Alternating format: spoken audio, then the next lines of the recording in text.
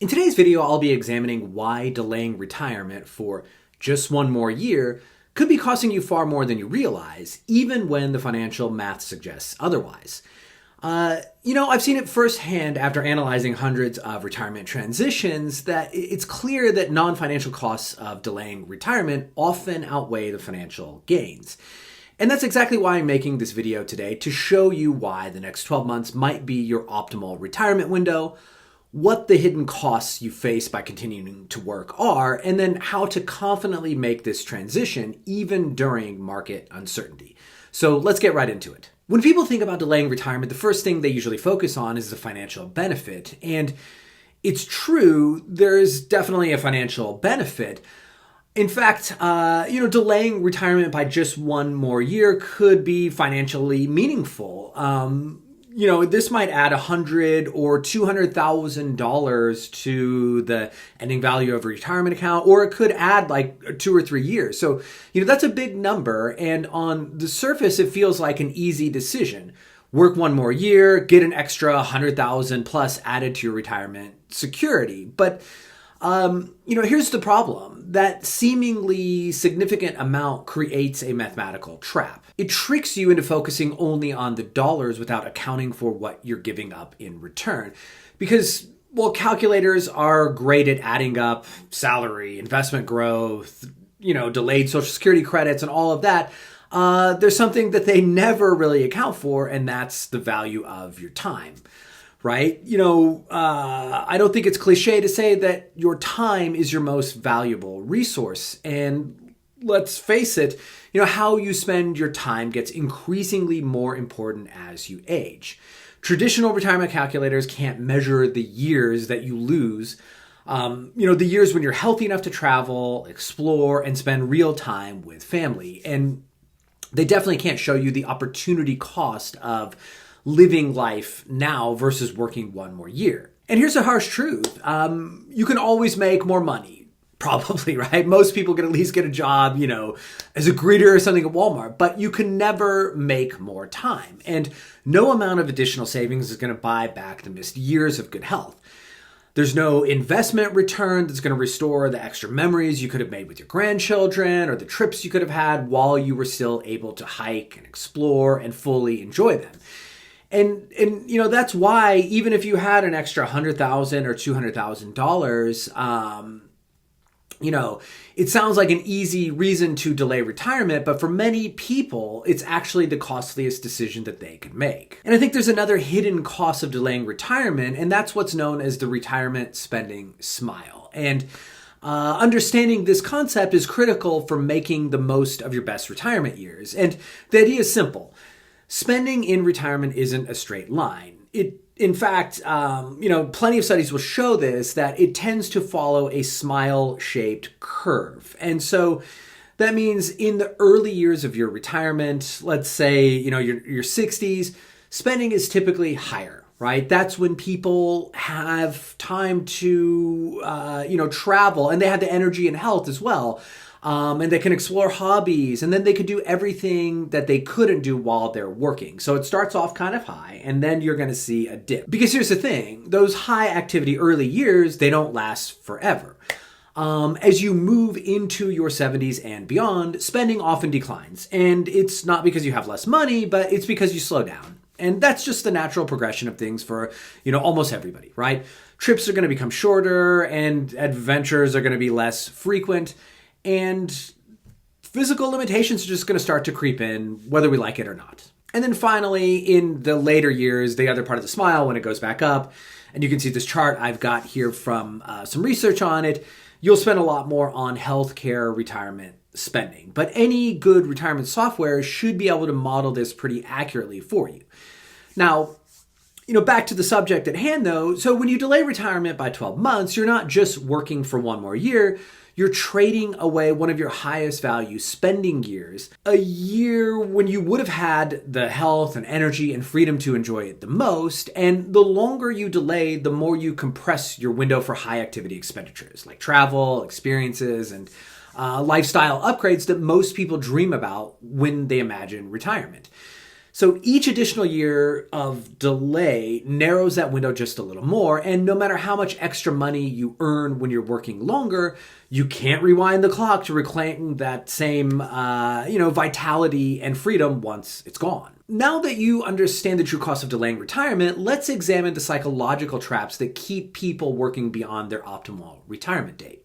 Even when the math says you're ready, and even when you know time is slipping away, many people still struggle to pull the trigger on retirement.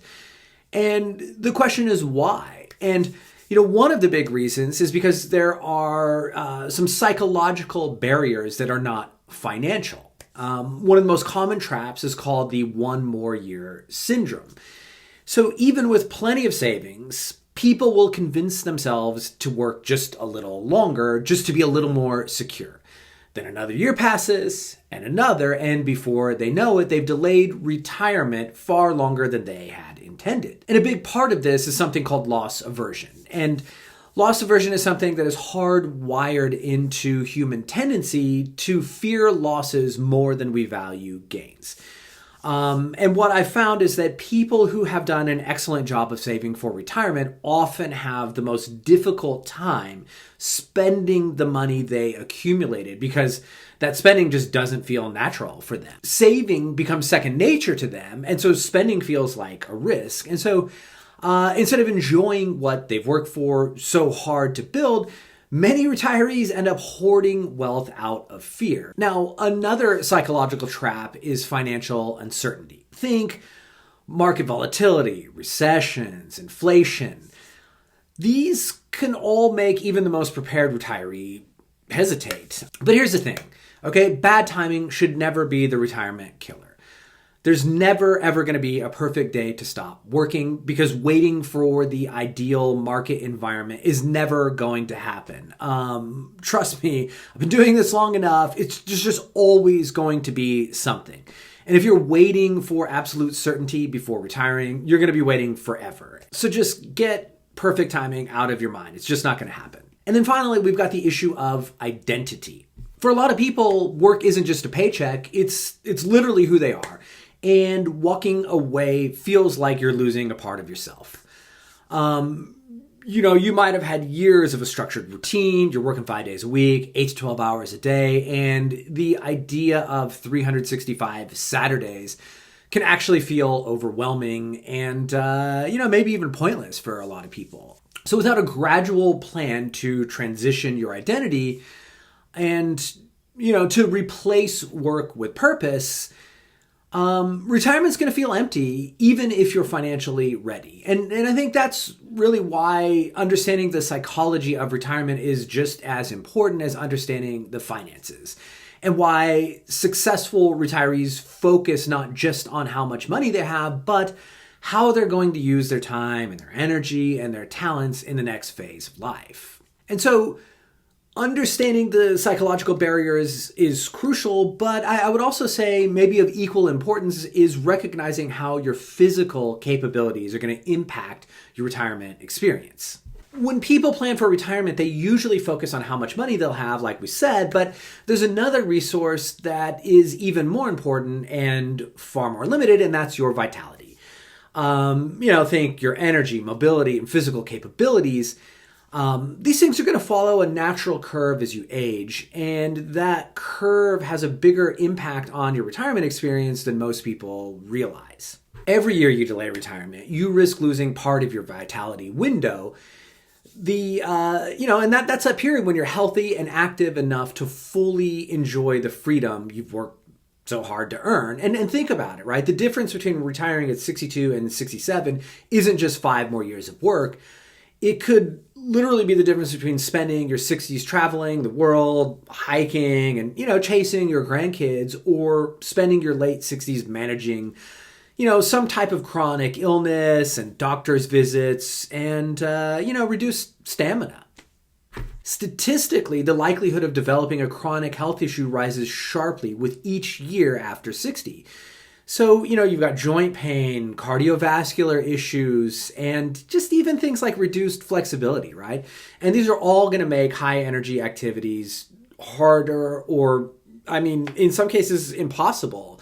That's definitely the case. I've seen with my own parents as they've kind of aged into their 70s. And, it's a real shame that I kind of wish they would have retired earlier too. And so delaying retirement by just a few years may not seem like a big deal financially, but physically, it's going to be the difference between a retirement filled with adventure and one that might just be sitting on the sidelines. And it's not just physical vitality that declines. As you're likely aware, sadly, it's also cognitive flexibility too. Your brain's ability to adapt to new routines and learn new skills and, even create just fulfilling activities, it's going to decrease with age. And so the longer you stay in your working identity, the harder it's going to be to build, that meaningful retirement that we always talk about around here. And, research consistently shows that retirees who transition earlier, while they're still physically and mentally adaptable, are more likely to succeed in creating a vibrant, kind of second act, so to speak.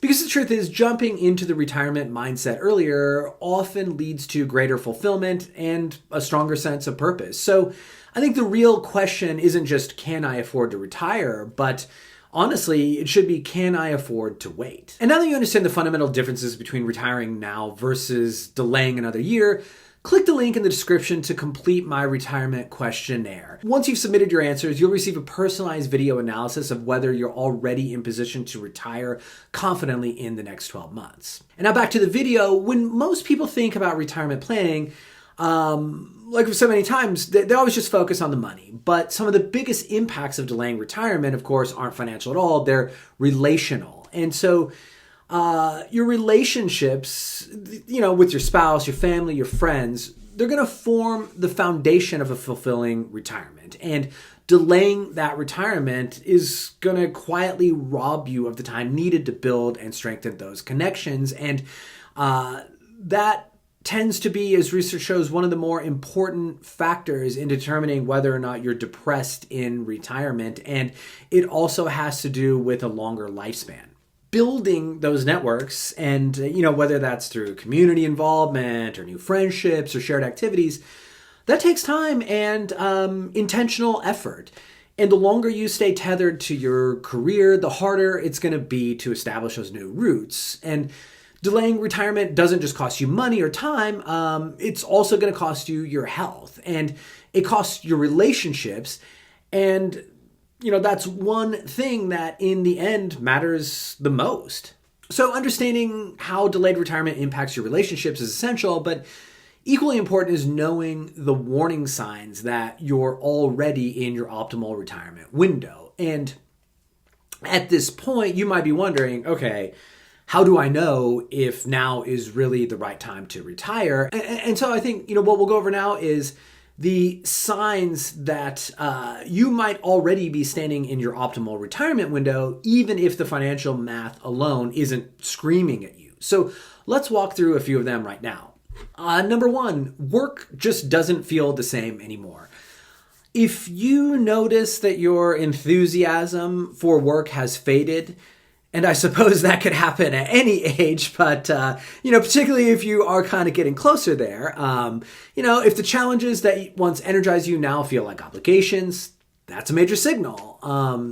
When the fulfillment you once had in your career starts to dwindle, it's often your mind and body telling you it's time for a new chapter. All right. And then number two, you've reached your financial sufficiency, not abundance. Many people delay retirement because they're chasing some vague idea of just a little more money. All the time, I get prospective clients coming in and they have some number in mind, like, oh, I need, the latest guy was $5 million. And it's almost always arbitrary. And then you peel back like, well, why do you think you need that? And it's just some arbitrary reason. And really, it doesn't actually match what their plan tells them they need for retirement. And so, what I find is that most people overestimate how much they'll need in retirement. And it could be, pretty large, right? It could be 15, 30%, even more sometimes. And so, when figuring out when to retire, you need to think about both present and future. Because what does delaying retirement net you now, and what does it mean to your future? That's what you want to think about. And so if you already have enough to maintain your lifestyle, cover your needs, and handle some unexpected bumps, that's financial sufficiency, right? You don't necessarily need the abundance. Now, number three, we'll say life events are pulling you toward retirement. All right. Sometimes life itself just gives you a nudge. That could be the birth of a grandchild. Maybe that's the need to care for aging parents. It could be a personal health scare. And so you want to think about, will something like this happening make your decision to retire earlier more meaningful? And if major life events are starting to shift your priorities away from work, I would say that's a strong indicator that now could be your best window. Okay, number four, your energy and recovery are starting to change. Subtle health signs like slower recovery from work stress or more frequent aches and pains. Maybe it's lower enthusiasm for big plans. These things are easy to dismiss, but they often signal that your vitality window is starting to narrow. And waiting until it closes further could cost you some of the best retirement years. All right, so now that you've seen why retiring in the next 12 months could be your optimal window, despite what the financial math might say, let's look at how to actually implement this transition confidently. So first thing you want to do is create financial confidence despite market uncertainty. We talk about this all the time, but market volatility is always going to be there. And I think the key is to structure your portfolio to withstand it, especially for the first few years of retirement when your withdrawals matter the most. And I think one bright spot for those retiring now, at least, in this present situation, interest rates are a lot higher than they had been over, the last 15-year window, really. And so you don't necessarily have to take on excess risk to generate income today, which is great. Now, we'll see how long that lasts, but I think it really does make the situation easier. So well-structured fixed income and dividend-paying stocks and cash reserves, that could really create a durable foundation for you. Now, number two, you want to stabilize your early retirement cash flow.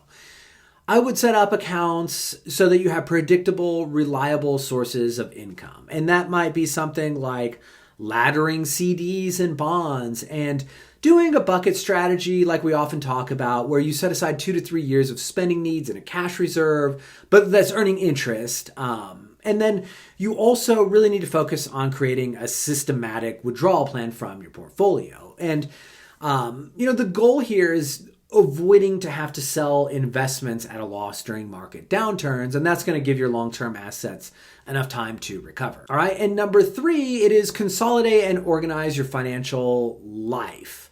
Here again is something that see all the time, and I'm honestly working on 2 financial plans right now where 2 different people, you start saving, and financial services change a lot. And so they have accounts everywhere because you change jobs over the years. And it's funny, they have accounts directly with mutual fund companies, which is kind of weird nowadays. Like, most people would never start out doing that. And they're just sitting around out there, and it's like 30 grand here and 20 grand there. And they're in these really crappy mutual funds, super high cost. And, that adds up over the years. And so what I can't emphasize enough is, before you retire, simplify, right? Consolidate your old 401ks and stray investment accounts. It's going to make your life so much easier. And again, you'll have more energy to do other things in your early retirement window. To review and update your beneficiaries. This is something that happens all the time. You might have been divorced and oops, my retirement account still has my ex-spouse on there as my beneficiary.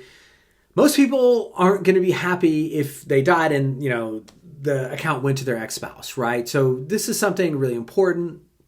Also, set up a Social Security claiming strategy, and then evaluate whether Roth conversions make sense before RMDs begin. Simplification reduces stress. It's going to streamline withdrawals, and it's going to make it easier to manage your long-term plan. And the most important part is this is going to add to that vitality window by freeing up more time to go do these things that you love while you're within that critical time period. Number 4, prepare for healthcare costs. If you're retiring before Medicare eligibility at 65, make sure that you have a health insurance bridge in place. That might be COBRA, maybe it's a spouse's plan, or maybe it's some type of ACA market policy, but make sure you've thought that through. Obviously, you don't want to go without health insurance. If you don't have a good plan, you might end up paying a lot more than you need to. As we always say, healthcare costs are one of the biggest budget variables in retirement. And so I think, planning ahead is going to prevent nasty surprises. All right, number 5, plan your final months at work. Use those final months of employment strategically. And that's going to be things like max out any available retirement contributions. And you want to be very strategic about whether that should be Roth or 401ks. A lot of people have the Roth option nowadays in their retirement plans, and you want to see where you get the biggest bang for your buck, and that's going to depend on your situation. Number 2, spend down your flexible spending account if you have one of those. You don't want to end up having money just sitting there, wasted, right? Lock in any final bonuses, profit sharing, or stock options. Negotiate any unused vacation or sick time payouts. Because look, at the end of the day, leaving cleanly and maximizing your final benefits is going to give you more runway. All right, number 6, design your new lifestyle blueprint. So first, start building your retirement routine now, not after your last day at work. Have a plan for what activities will replace your workday. The last thing you want to do is just sit around and watch the news and get angry at the world. And the best way to avoid that is having some structure in place so you don't become one of those people. How are you going to stay socially connected? What skills or passions do you want to develop? Because I think it's important to remember you're not just retiring from work, you're retiring to something. So creating a blueprint in advance is going to dramatically increase your retirement satisfaction. All right, well, now that you understand the next 12 months could be your optimal retirement window, you can weigh both the financial and non-financial factors to make a confident decision. And if you'd like a personalized video analysis of whether you're ready to retire in the next 12 months, just click the link in the description below to complete my questionnaire. And after reviewing your answers, I'll send you a customized video outlining your transition plan, balancing financial security with life optimization. So thanks for watching the video, and I'll see you next time.